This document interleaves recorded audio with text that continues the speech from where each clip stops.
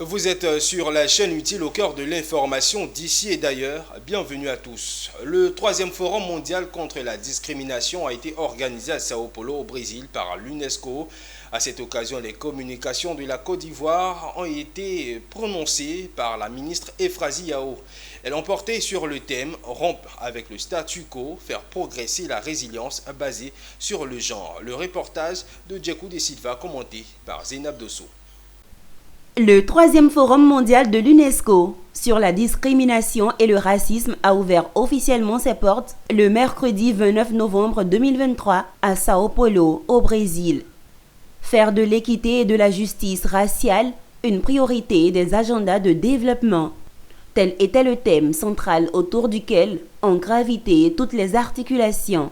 L'objectif de ce troisième forum visait à mener des réflexions sur l'importance de placer les questions du genre, de la discrimination et du racisme au centre de l'élaboration et de la mise en œuvre des stratégies de développement socio-économique.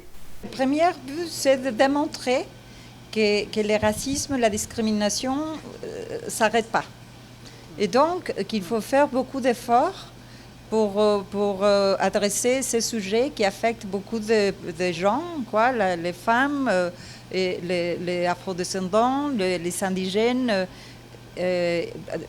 Alors, il faut vraiment avoir cette notion que nous devons faire beaucoup d'efforts pour adresser la question. En termes de solutions novatrices, la méthode COFA a été développée par la ministre Euphrasie Yao en tant que titulaire de la chaire UNESCO aux femmes et pouvoir de décision. La Côte d'Ivoire a fait des progrès en termes de lutte contre les discriminations, puisque le dernier rapport de 2023 montre la Côte d'Ivoire comme le premier pays à avoir le meilleur score de lutte contre les discriminations.